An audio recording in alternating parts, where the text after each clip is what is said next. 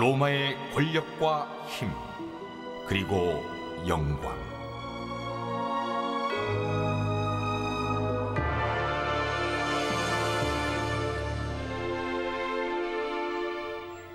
황제와 장군, 그리고 의원들은 위대한 업적을 남겨 우리는 그들에 대해 많은 것을 알지만 동상과 기념비가 남지 않은 다른 로마인들은 어떻게 되었을까요? 역사에 이름이 없는 수많은 이들은 어떻게 된 것일까요? 로마 시민 대부분은 모자이크 바닥이 있는 대리석 빌라에서 살지 않았습니다. 단지 그런 것만이 지금까지 남아있는 것입니다. 대부분의 로마인들의 삶은 기록되어 있지 않은데 바로 그들의 삶이 로마에 숨겨진 역사죠.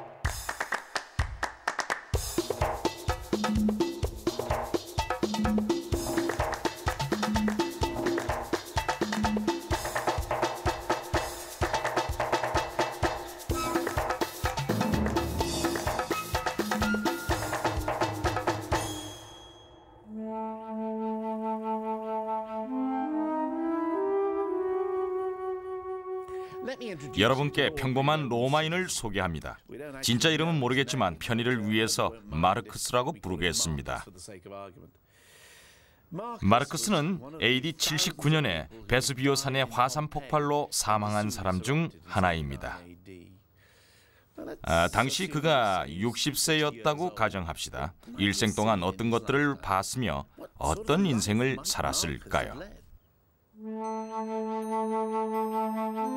그가 살던 시절에는 폼페이에 2만여 명이 살고 있었습니다. 마르크스가 지배계층이 아닌 평범한 남자라고 가정합시다. 자기 같은 평범한 로마인을 위해 샌드를 만드는 구두 수송공이라고 합시다. 그는 어떤 도시에서 살았을까요? 저는 항상 폼페이를 상상할 때 그늘진 아름다운 마당, 우아한 가로수들, 그리고 프레스코 벽화가 있는 식당이 떠오르는데요. 정말 다수의 로마인들이 그렇게 살았을까요? 가게에서 동항아리를 분실했습니다. 같은 것을 찾아오면 65세스터시스를 드리고 도둑까지 찾으면 84세스터시스를 드리겠습니다. 항아리를 훔친 사람은 프레스코 벽화가 있는 식당이나 그늘진 가로수에서 철학을 논하지 않았겠죠? 로마 사회는 빈부격차가 매우 컸습니다. 하지만 항상 그랬던 건 아닐 겁니다. 가난한 사람들의 인생을 짐작하기는 어렵습니다. 제3세계에 있는 아주 가난한 나라에 가봐야 대충 짐작이 가죠. 빈부격차가 매우 컸습니다. 자동차, 냉장고, 전화기도 없는 산업화 이전의 가난이었죠. 고고학적 증거에 의하면 빈부격차가 적었던 때도 있었습니다.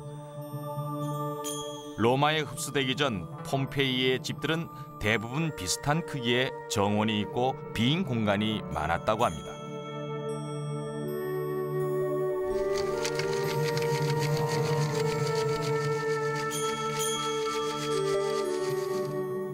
그러나 1세기에 로마와 통합되면서 폼페이 사회는 완전히 바뀌었는데 현재 폼페이 영미 프로젝트에서 그 변화의 증거들을 모으고 있습니다.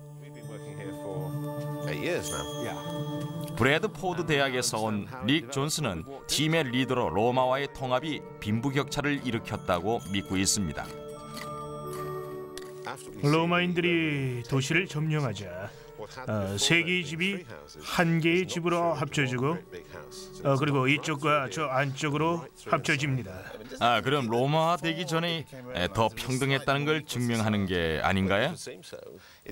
그런 것 같지만은 몇 명이 한 집에 살았는지는 알기 힘듭니다. 대가족이 살고 하인이 있었겠지만 분명히 세 집이 살았습니다.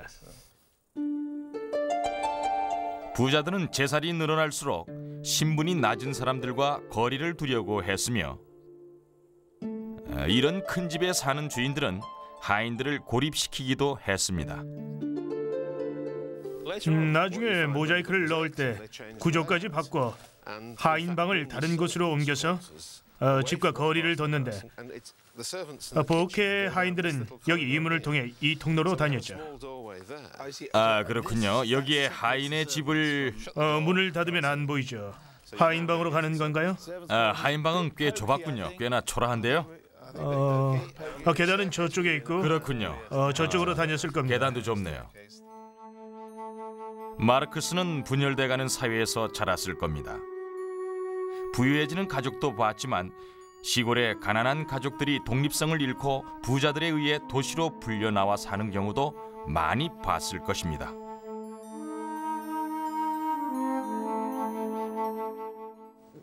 이것이 바로 작은 농장의 소멸 과정입니다. 농장들이 큰 빌라로 대체됐는데 그렇게 되면서 작은 도시들도 덩달아 많이 사라지게 됐습니다. 도시가 있었기 때문에 시장도 있었고 투표도 하면서 농부의 삶을 살았던 것인데 점점 농장이 사라지고 그 땅의 소유권이 새로 들어온 로마 의원들에게 돌아가자 도시는 불필요해졌습니다. 네, 그렇죠.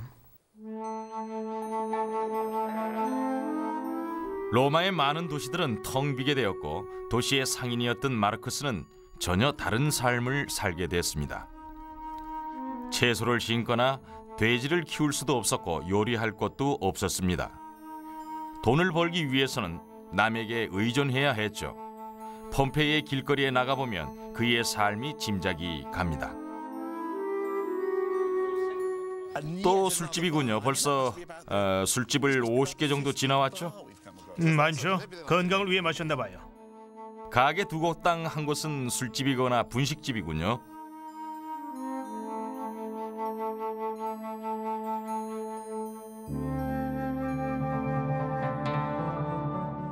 도시의 빈민층은 작은 아파트에서 음식을 할 방법이나 시간이 없어 즉석 요리를 해먹거나 음식점을 이용했습니다.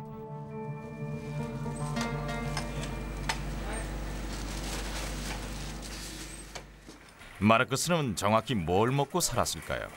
로마 음식 전문가인 수잔 에반스와 전형적인 로마 식사의 장을 보러 갔습니다. 주로 양배추 같은 것을 먹었습니다. 아, 양배추라 여기 있군요. 네, 그리고 마늘은 필수죠. 마늘이요? 그렇군요. 몇 개 더 집어주세요. 모두 마늘을 먹었나요? 그렇진 않았지만 음식의 맛을 더하니까요. 요즘처럼 많은 요리의 재료로 쓰였을 겁니다. 토마토를 살까요? 죄송하지만 안 돼요. 토마토 안 돼요? 멕시칸 토마토네요. 그럼 이탈리안 소스는 당연히 물론 안 되죠. 토마토가 들어있을 텐데. 안 됩니다. 그럼 쌀은요? 쌀은 부자들만 먹었습니다. 하지만 마르크스는 안 돼요. 쌀은 일종의 사치품이겠죠, 그렇죠? 엄청난 사치죠. 부자들이 먹었겠죠. 쌀을 먹은 거군요. 좋아요. 이제 이집트 콩이 여기 있군요. 집에서 요리를 못하는 데는 준비 과정이 힘들다는 이유도 있습니다. 이집트 콩은 밤새 물에 불린 후 1시간 반을 끓이는데요. 이집트 콩이라서 그래야 하는 거예요. 이것도 섞어줘야 해요. 끓이면서 밀가루를 섞어줘서 결국 콩죽같이 되는 거죠. 고기는 특별한 날에만 먹었겠죠? 일주일에 한 번? 아마 그럴 거예요. 신발을 잘 만들었다면 살 수 있었겠죠? 이건 두꺼운 마른 소세지죠. 맞아요. 지방이 많고 매운맛이 나죠. 지금까지 산 것들이 마르크스의 식사 재료군요. 하지만 과거에는 완성된 식사를 샀겠죠? 그랬을 거예요. 아주 편안한 삶이었겠죠. 그렇군요. 요즘하고 같았겠네요. 농사 짓는 사람이 아닌 경우에는 대부분 완성된 식품을 사잖아요.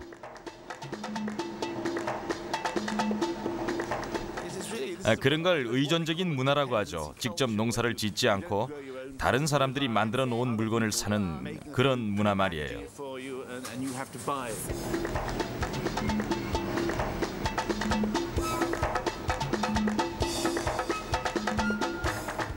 이쪽이 현대인이 쇼핑한 물건들이고 그리고 이쪽이 마르크스 것들인데 조금 불쌍해 보이네요. 정말 그렇네요. 안 됐어요. 하지만 뭐 요리하면 맛있을 겁니다. 개조한 로마 부엌에서 수잔은 로마 일꾼의 점심을 만들었습니다. 허브를 좀 넣죠. 일단 뭉갠 로즈마리, 그리고 셀비어 잎도 좀 넣죠. 맛을 내기 위해 저렴한 허브를 썼을 거예요. 여기에 허브를 넣고요. 배춧잎도 이렇게 찢어서 넣도록 할게요. 자, 이렇게 넣어주고 나서 배추가 익을 때까지 익혀주는 겁니다. 가격은 얼마나 했을까요? 신발 밑창 몇 개 값은 줘야 했을 거예요. 오전 내내 일해야 했겠죠. 아, 생각보다 싸진 않군요. 그래요. 게다가 물물 교환이라 아마 더 어려웠을 겁니다. 음식 이름은 뭐죠? 이게 펄섬이라고 해요. 꼭 개밥 같죠? 개밥이라. 이건 향이 들어간 치즈죠? 그래요. 독한 마늘 향도 내야 해요. 아, 마늘이군요. 마늘을 통째로 넣어주세요. 전부 다요, 그거. 아, 전부 다요? 네. 알았어요. 소금도 넣어주고 뭉개면 되죠? 바닥에 대고 짓눌러 주세요. 여기다 이렇게 말이죠. 힘들죠? 아, 지배층도 마늘을 썼나요? 고기에 양념을 해야 할 때 아주 조금 썼을 거예요. 하지만 가난한 이들이 주로 마늘을 썼죠. 그래서 입냄새가 아주 심했대요. 아하, 그렇군요. 마늘 냄새가 나면 가난한 사람이었군요. 네, 그렇다고 할 수 있죠. 그런 다음 이번에는 잡초 같은 허브인데 외당귀라고 하죠. 아, 그런데 말이죠. 지배 계층 사람들도 이런 허브를 썼나요? 지배 계층은 이런 허브 외에도 아마 많은 종류를 썼을 거예요. 로마 제국 곳곳에서 가져온 양념들을 썼겠죠. 아, 이건 외당귀와 뭐죠? 그건 루타예요. 루타. 후추 맛이 나죠. 아, 길에서 쉽게 찾을 수 있는 거죠? 그럴 수 있어요. 여기 문 밖에서도 자라고 있어요. 가난한 이들의 양념을 한 군데에 섞었습니다. 냄새가 좋아요. 그래요? 아하, 굉장해요. 냄새가 정말 좋은데요? 그래요, 됐어요. 이번에는 또다시 리코타를 섞어주죠. 됐나요? 네. 먹어보죠. 맛있는데요? 조금 맵군요. 마늘 맛이 강하죠? 외당귀 때문인가요? 아니요, 루타 때문이죠. 루타라, 정말 맛있군요. 아마 빵과 함께 먹었을 거예요. 아, 빵이요? 그래요. 오늘 만들었죠? 그래요. 로마 빵이 아니죠? 로마식으로 만든 거예요. 재료로는 꿀, 올리브 기름, 밀가루, 이스트 등이 들어갔죠. 드셔보세요. 일단 맛을 보고요. 네. 네. 맛있네요. 마르크스는 어떤 음료를 마셨을까요? 일반적으로는 식사할 때는 그냥 물을 마셨을 거예요. 하지만 휴일이나 특별한 날에는 멀점을 마셨을 거예요. 멀점? 네, 멀점이죠. 와인의 일종인가요? 맞아요. 이건 현대식 멀점이죠. 고마워요. 희석한 걸까요? 네, 희석시킨 거예요. 하지만 만들 때는 양조장에서? 아주 진하기 때문에 꿀이나 양념으로 희석시키죠. 따뜻하게 먹어도 될 거예요. 그것도 괜찮겠네요. 맛이 아주 달군요. 꿀 때문이에요. 독한가요? 그래요. 로마인들은 늘 취했겠군요. 취하는 건 좋지 않게 생각했을 거예요. 그럼 많이 안 마셨나요? 네, 로마인들은 생각보다 적게 마셨죠. 로마인들은 술만 먹는 줄 알았는데. 가끔 그랬겠지만 늘 그렇지는 않았겠죠. 당시엔 많은 사람들이 서서 식사를 했다고 들었어요. 네, 타베르나 같은 바에선 그랬겠죠. 하지만 로마의 지배층은 누워서 식사했고 아마 노예들이 식사를 거들었을 겁니다. 누워서 먹는 게 부의 상징이었죠? 그래요. 그래서 누워서 식사를 했습니다. 네, 누워서요. 부자들과 유명인들은 전혀 다른 방식으로 식사를 했습니다. 귀족들은 이렇게 트리클리니움에 누워 식사를 했습니다. 건배. 누워서 식사를 하는 것은 잘난 체에 불과했습니다. 오랫동안 식사를 할 만큼의 시간적 여유와 하인과 노예를 둘 경제적 여유가 있음을 과시하는 것이었죠. 한 팔로 몸을 지탱하기란 정말 힘듭니다. 한 팔밖에 못 쓰니 칼을 못 쓰고, 그러니 누가 음식을 잘라줘야 하고, 이런 식으로 손으로 집어 먹어야 했겠죠. 마르크스가 거리 상점에서 사 먹는 것과 매우 차이가 있지요. 왕국이 발전하면서 빈부의 격차가 심해졌습니다. 엄청난 부자는 소수고 나머지는 빈곤에 시달려야 했습니다.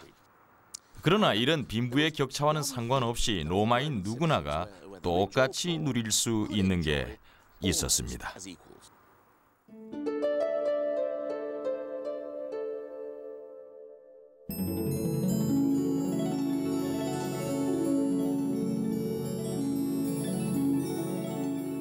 왕국이 발전하면서 부자들은 계속해서 재산을 늘리고 빈곤층은 힘든 삶을 살아가야 했습니다.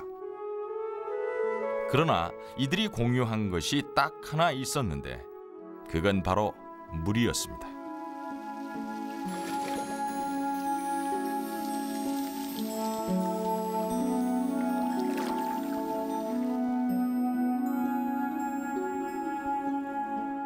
로마인들은 물에 미쳐 있어서 거액을 들여 거대한 돌 수도를 도시의 한가운데로 들여오기까지 했습니다.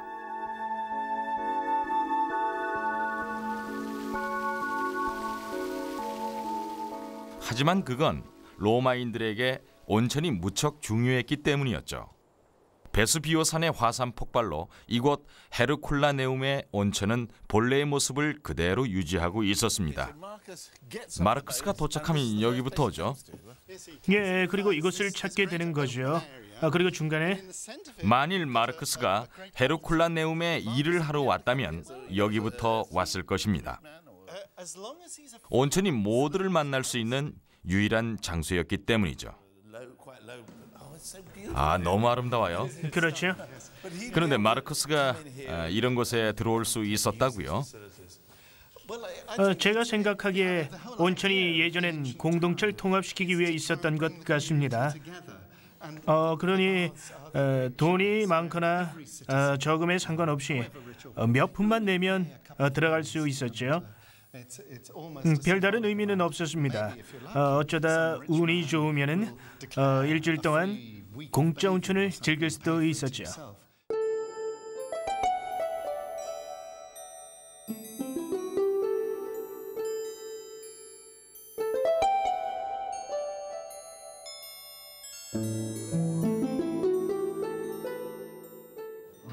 마르크스가 벌거벗고 들어오겠죠.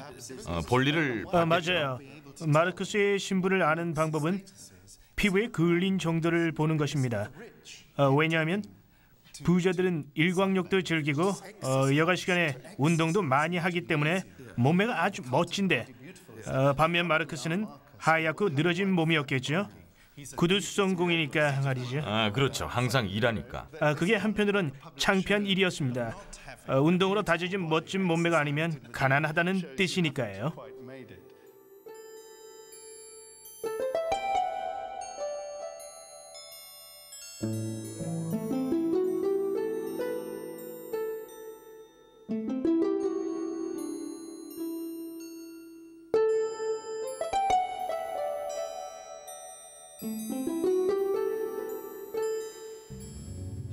뜨거운 물이 폭포수처럼 나오고 이 뜨거운 탕에 들어가는 거죠. 바로 들어가지는 못했겠는데요. 너무 뜨거울 것 같아서. 의사들이 주의하라고 했죠. 그래요? 열이 있으면 조심하라고 말이죠. 뜨거운 물에 바로 들어가면 안 좋다고 했었습니다. 그럼 이제 들어가 볼까요? 너무 뜨거워요. 진짜 뜨거운데요? 맞아요. 꼭 자쿠지 같죠? 물줄기 아래로 들어가도 되죠? 바로 아래로 이곳에서 나올 겁니다.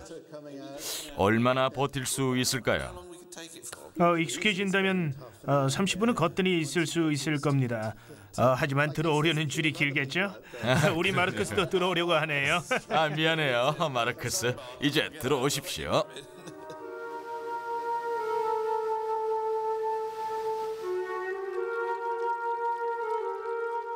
그러나 물도 부자들이 더 많이 썼습니다. 항상 그렇듯이 상황을 이용할 줄 아는 사람들이 있죠. 영국의 주지사였던 섹스터스 줄리어스 프론티너스는 로마의 수도를 관리했는데 그가 말하길 많은 땅 주인들이 수도에서 지관을 끌어다 써 공공수도가 개인을 위해 이용되는 경우가 많았다고 합니다.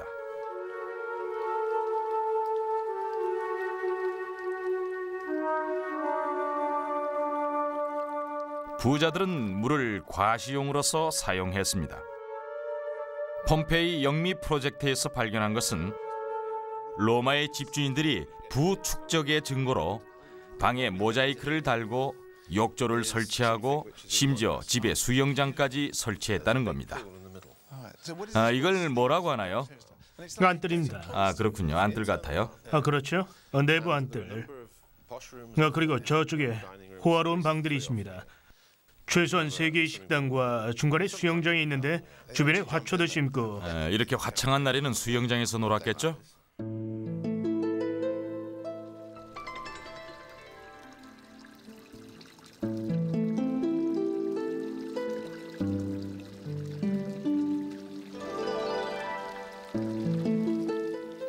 분수와 수영장의 물이 대부분 수로에서 들어왔는데 집안에서는 사용하지 않고 전부 자랑을 하려고 했던 것입니다.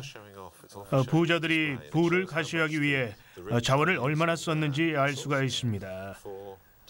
또 한 가지는 분수에서 뿜어나오는 물이 넘쳐 흘러서 거리로 흘렀던 거죠. 그러니까 길 가다가 바로 보이겠죠? 그러나 대부분의 사람들은 물을 공공 분수에서만 얻을 수 있었습니다. 고대 로마의 부자들은 마음껏 부를 과시할 수 있었고 마르크스 같은 가난한 수성공은 더욱 쉽게 일자리를 찾을 수 있었습니다.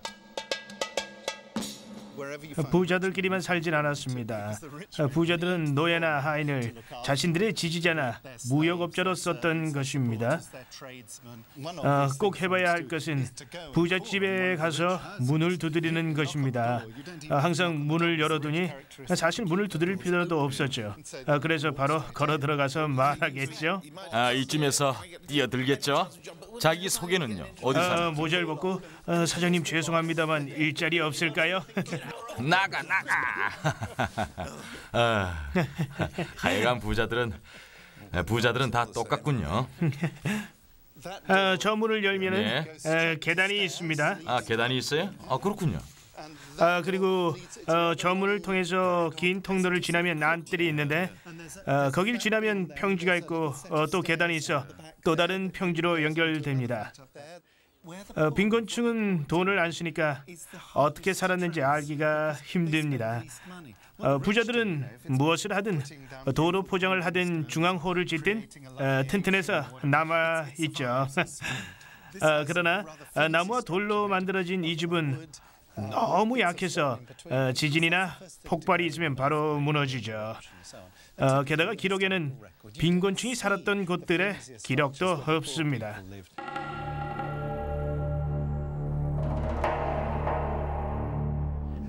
학자들이 뼈를 분석해 봤는데 분석하는 시체와 뼈마다 심각한 결핍증이 있었습니다.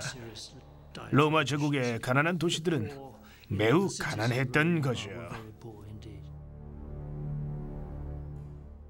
로마인들이 통치하기 전 사회는 좀 더 평등했고 빈부격차가 덜했을 것입니다. 그러나 로마가 통치하면서 부유한 로마인들이 들어와 착취하고 한 제국을 통째로 지배했습니다. 헤르쿨란네움에 빈부격차가 있었기 때문에 마르크스 같은 구두 수송공이 갔을 겁니다. 동네 술집에서 그렇죠. 선술집에서요. 여기서부터 이런 데부터 오는 게 좋죠. 사람들한테 물어볼 수 있잖아요. 여기에 사람들이 계속 오니까 여기저기서 물어볼 수도 있고 한잔하면서 혹시 일자리가 있는지도 그렇죠, 물어보고 그렇죠. 구두 수송공이 필요한지 물어보면 되죠. 선반에 항아리가 많군요. 예, 여러 종류의 와인들이 여러 모양의 병이나 항아리들에 담겨져 있어요. 그리고 꼭대기에 침대 보이죠?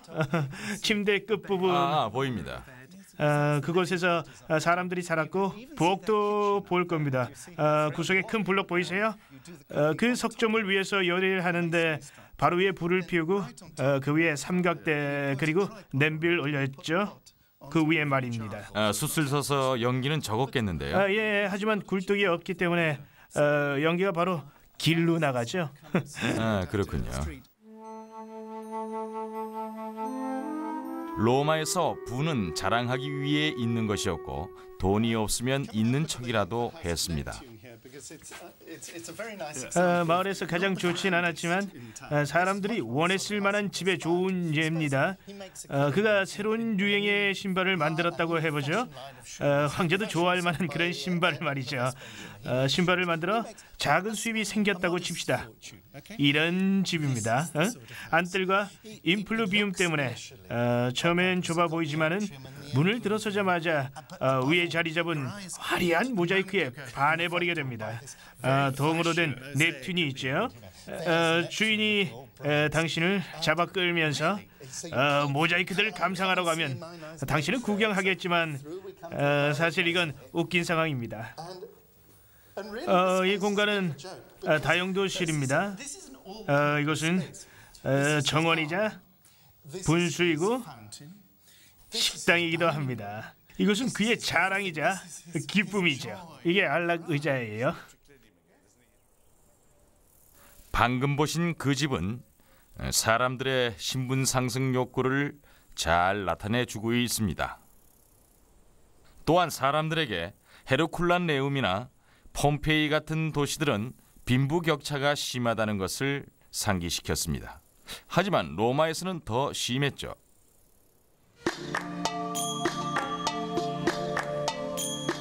로마는 한 거대한 제국의 중심부였기 때문에 여러 지역에서 빈곤층과 떠돌이들이 몰려들었습니다. 우리 마르크스도 폼페이나 헤르쿨라네움에서 일자리를 못 찾았다면 아마도 로마로 갔을 것입니다. 마르크스는 이곳에서 뭘 찾았을까요? 분명 세계 최고의 제국은 환상적이었을 겁니다. 로마는 BC 200년부터 예수 탄생까지 지중해 유역 전부를 통치하게 되어 이태리의 가장 큰 도시에서 지중해 수도가 되죠. 그리고 AD 1년이 되면은 지중해 유역의 모든 부가 스페인에서 이집트, 시리아에서 그리스까지 전부 로마로 들어오죠. 로마는 지중해의 모든 부를 끌어들였습니다. 그러한 현상으로 인해 로마 안팎으로 부로 인해서 큰 차이들이 생겨났습니다. 로마는 고대 기준에서 무척 컸습니다. 100만 명의 시민과 금색 길거리, 로마에 가면 부자가 될 수 있다고 믿었고 사실 그렇기도 했지만은 동시에 그곳의 사망률도 매우 높았습니다.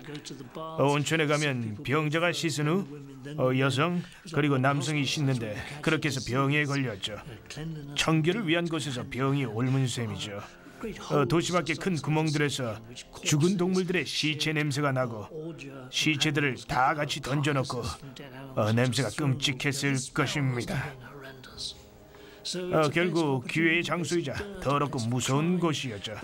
그렇지만 그것은 아시다시피 난생 처음 보는 금으로 도배된 절들이 매우 볼만했습니다.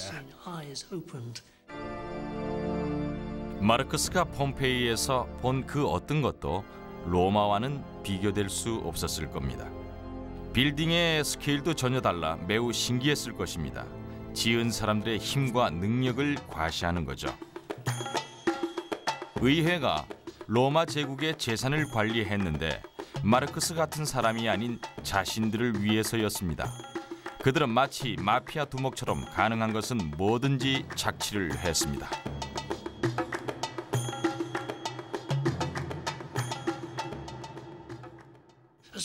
끔찍한 사회였죠. 황제들이 귀족들을 죽이고 귀족들이 모여서 황제를 죽이기 위한 모의를 하고 지배층이 대단히 잔인했습니다. 앞뒤를 예측하기 힘들었죠. 하지만 귀족들이 영국이나 독일을 통치하러 감으로써 제국이 유지될 수 있었던 것이죠. 마르크스가 적응해야 할 로마는 바로 이런 좁은 골목골목과 상점과 작은 공장들입니다. 항상 그래왔듯이 아직도 존재를 하죠.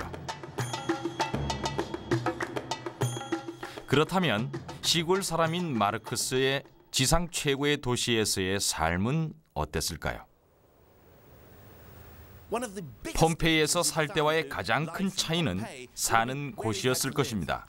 대부분의 로마 사람들은 5, 6층에 이르는 큰 아파트에서 살았는데 지금 제 뒤로 보이는 게 고대로부터 유일하게 남아있는 5층짜리 아파트입니다. 이건 실제 로마 거리와 집입니다. 헤르쿨라네움보다 조금 거칠어 보이는데요. 아마 전혀 다르다고 봐야 할 겁니다. 중세 로마에도 작은 가게들이 있었잖아요. 이건 고대 가게지요. 여기가 작업실인가요? 길거리에서도 이 방으로 들어올 수 있었는데요.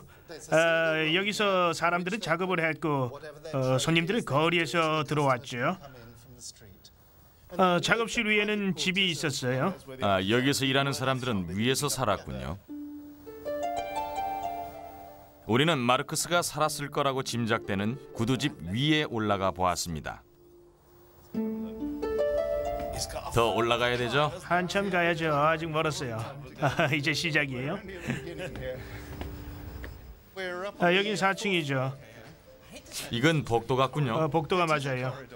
복도는 17세기에 만들어지지 않았나요? 아니요. 로마인들도 만들었는데 옆에 다른 복도로 이어지죠. 여기를 돌면 여기 문이 있다고 상상하세요. 나무로 된 문이죠. 여기가 아파트 입구인가요? 그래요. 노크라죠. 이 길이 아파트의 복도인 거예요. 이쪽에 3개의 문이 있죠. 하나, 둘, 셋이요. 위에는 작은 창문이 있고요. 아무도 없네요. 아주 작은 방인데 창문도 있네요. 여기가 마르크스의 방이라고 하죠. 여긴 최악의 방입니다. 마르크스에게 방이 있었다면 이런 식으로 간단하게 꾸몄을 것입니다. 물론 이런 소파는 없었겠죠. 마르크스에겐 사치품이니까요. 그리고 고리버들로 만든 의자가 있었다는 증거는 존재하지만 마르크스는 못 샀을 겁니다. 신으로 장식된 측면판도 없었겠죠? 의자도 당연히 없었을 거고요. 양동이, 의자, 매트리스가 전부였을 겁니다. 고대 로마의 많은 빌딩들은 매우 열악한 상태였습니다. 유명 정치가이자 웅변가였던 키케로도 집에 대해 불만이 많았으니까요. 제 빌딩 2개가 무너졌고 다른 빌딩들은 금이 갔습니다. 거주자뿐만 아니라 쥐까지 나갔다고요. 로마의 공공 빌딩에 그런 일이 있다는 건 수치스러웠겠죠. 로마인들이 자랑스러워한 건 따로 있습니다. 쓸모없는 피라미드나 그리스인들의 예술품들을 꼭 필요한 이 시설과 비교를 해보십시오. 로마인들은 위생에 신경을 많이 썼습니다. 폼페이에서는 2만여 명이 사는데 반해 로마 시민은 100만 명이 넘었으니까 아주 당연한 일이었겠죠. 그래서 현대적인 방식을 개발했는데 바로 지하 수도를 건설한 거였죠. 이것이 주요 배수구인데요. 지금까지도 쓰인다고 합니다. 100만 명이 배출하는 배설물만 해도 하루에 7만 킬로그램이나 된다고 합니다. 2분마다 제 무게만큼의 배설물이 쏟아진 셈이죠. 어쩐지 거리의 하수구들이 마차를 끌 정도로 크더군요. 하지만 작은 마을들에서도 위생을 중요시했습니다. 이곳 폼페이에서도 실내 화장실이 많았던 것 같은데 이렇게 정화조나 하수구로 연결된 파이프들이 많습니다. 아마 위쪽에는 화장실과 연결됐을 겁니다.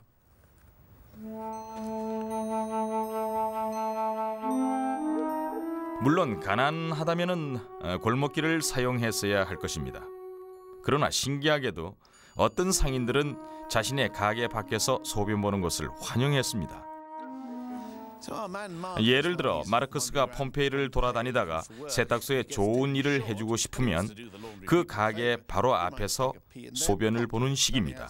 소변에 암모니아가 풍부해서 세탁소에서 쓸모가 있었습니다. 소변 보는 걸 좋아해 준다니 좋군요. 그러나 음식이 부족하다면, 만약 마르크스가 돈을 충분히 못 번다면 그런 경우를 위한 대비책이 당시 로마에 있었을까요?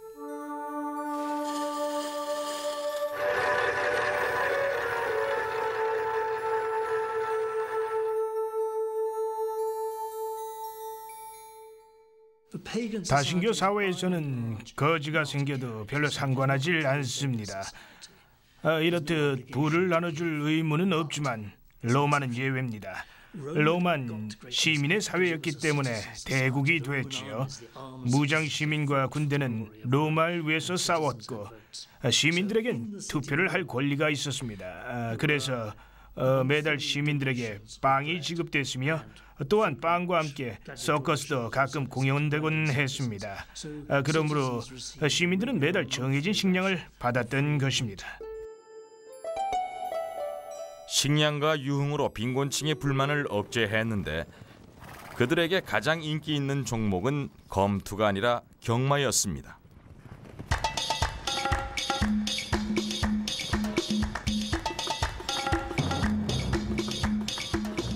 빨간색, 흰색, 파란색, 녹색의 4개의 팀이 있었습니다.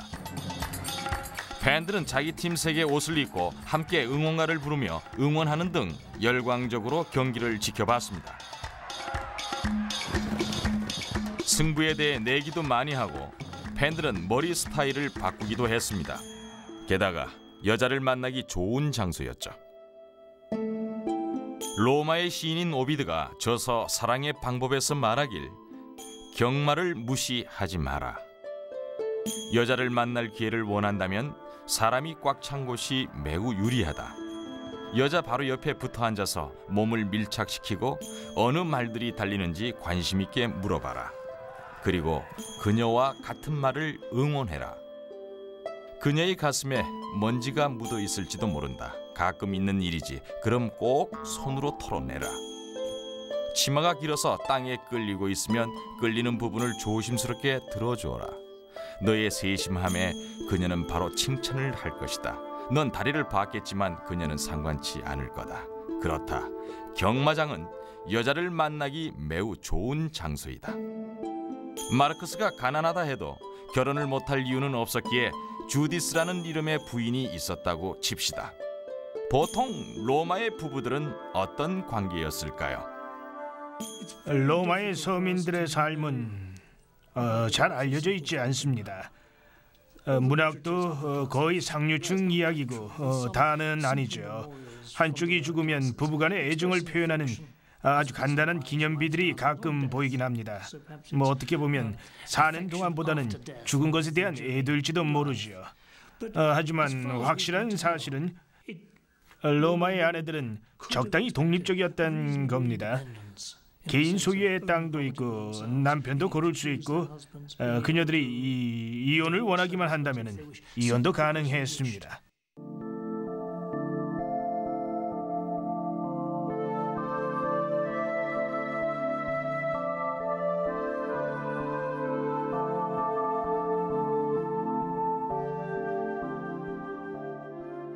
마르크스의 아내의 삶은 어땠을까요? 로마의 아내들은 통제된 삶을 살았나요? 그리스 아내들만큼 통제받진 않았습니다. 파티와 저녁 식사에도 갈 수 있었고 모르는 남자도 어울릴 수 있었죠. 그리스인들은 그러한 사실들에 놀라기도 합니다. 아내들은 남편과 함께 일했을 겁니다. 남편이 빵집을 하면 아내도 조금이라도 도왔을 것입니다.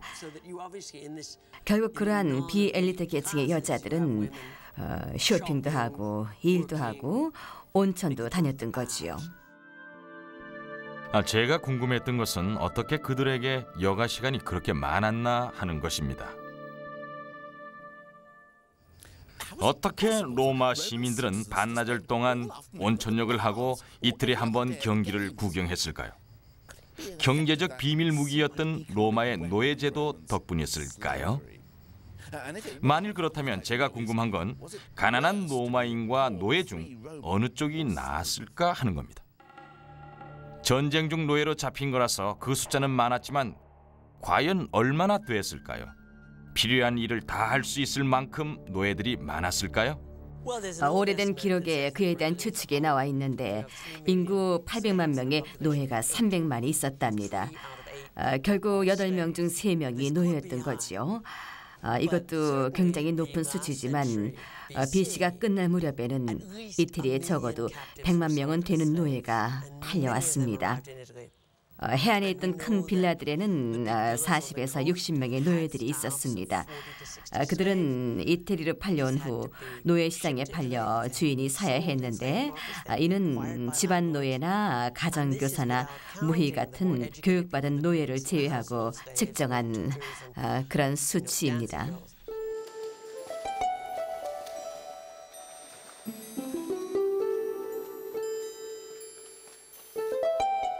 이곳에는 화덕 앞에 노예가 있었을 겁니다. 여기가 가장 덥고 불쾌한 장소거든요.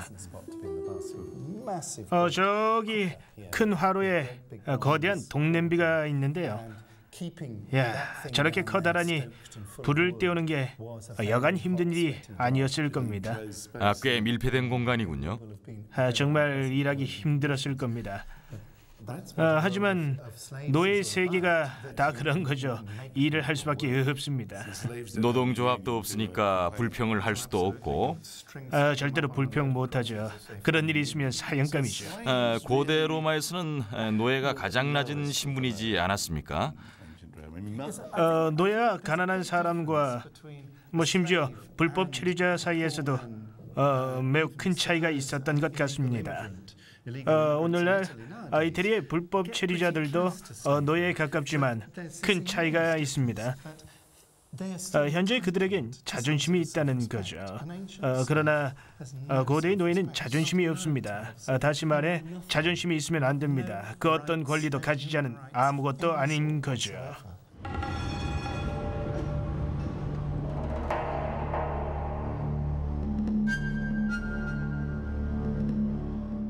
노예와 주인은 어떻게 지냈으며 누가 노예를 소유했을까요? 예를 들어 마르크스도 노예를 소유했을까요? 한두 명 있었을지도 모르죠. 그의 아내를 도울 사람과 자신을 도울 사람 보통 다들 그랬습니다. 중간층이라고 해야 되나요? 공유계층은 노예가 있었고 집에서 함께 살았습니다. 노예에 대한 처벌은 가혹했습니다. 심판도 없이 사형당하고 어차피 재산의 일부였으니까요. 낙인도 찍고 목걸이도 달았죠. 한 노예의 신분증에 써있길 저는 도망왔으니 붙잡아서 제네누스 주인님께 돌려주시면 상금을 드리겠습니다. 차에 제 운전 어떤가요? 라고 써붙인 변호사들 같죠? 마르크스가 돈을 많이 벌었다고 칩시다. 노예를 사는데 도대체 얼마나 들까요? 식사를 해야 하니 싸진 않습니다. 자가용처럼 기본비와 보험까지 내야죠. 관리비도 고려해야 합니다.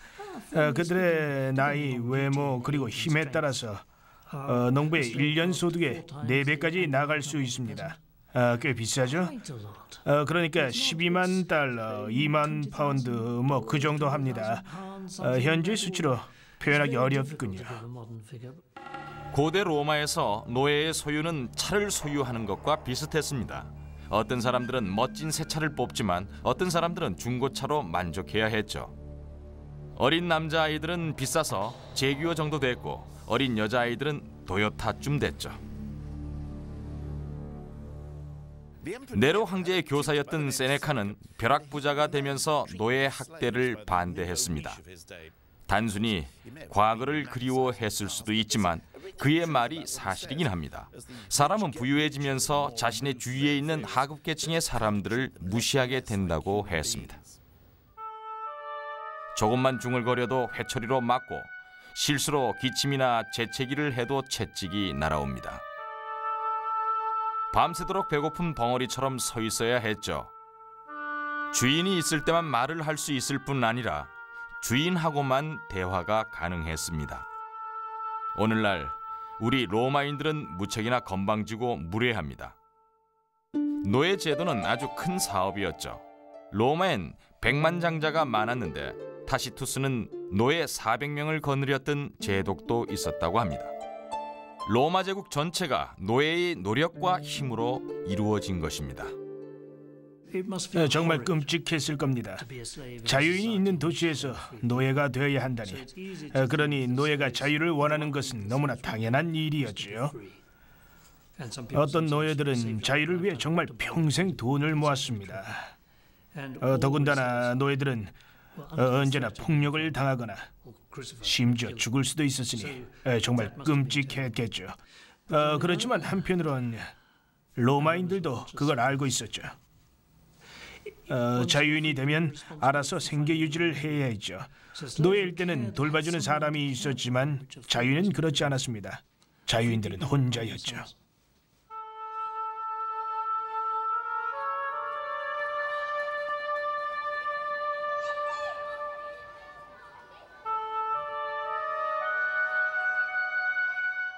로마에는 사회보장제도가 없었으며 불구자나 장애인은 대부분 태어남과 동시에 버려졌습니다.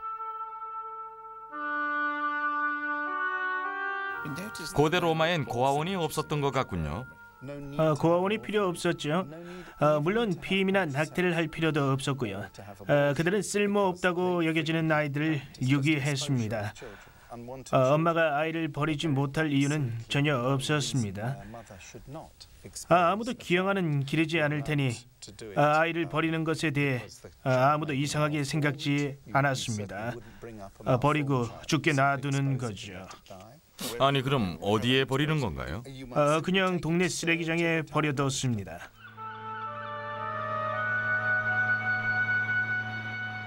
지중해를 거느리고 수로와 원형극장을 지었던 로마인들이 필요 없는 아이들을 쓰레기통에 버렸습니다.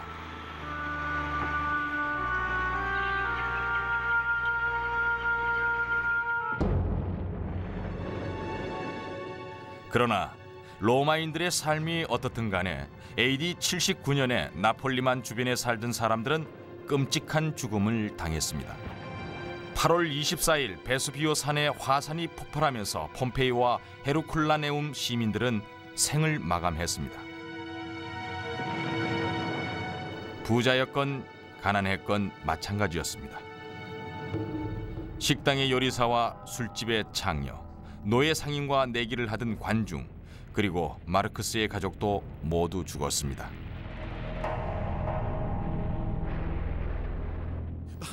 로마 제국의 환상적인 이야기, 군사 행동과 제국의 승리 뒤에 또 다른 얘기가 있습니다. 마르크스 같은 사람들이 살아온 이야기입니다. 마치 로마의 마피아 조직처럼 사업을 하는 3천만 달러의 재산을 가진 의원들이 가난한 자들을 전쟁터에 내보내고 상인들에게 자유무역과 낮은 관세를 실행한 얘기입니다. 한 사회에서 귀족들이 부를 자랑하는 동안 빈곤층은 불평등에 기반을 둔 사회에서 더욱더 힘들게 살아가고 대다수가 절대 누릴 수 없는 고난을 즐기던 호화롭기 그지없는 소수 지배자들의 사치와 빵과 서커스로 로마인들의 승락을 얻어낸 얘기입니다. 필요 없는 아이들은 쓰레기장에 버릴 수 있어서 고아원이나 피임법이 필요 없거나 노예가 된다는 얘기입니다. 마르크스와 비슷한 삶을 살다간 결코 주목받지 못한 수백만 명의 숨겨진 역사에 대한 이야기입니다.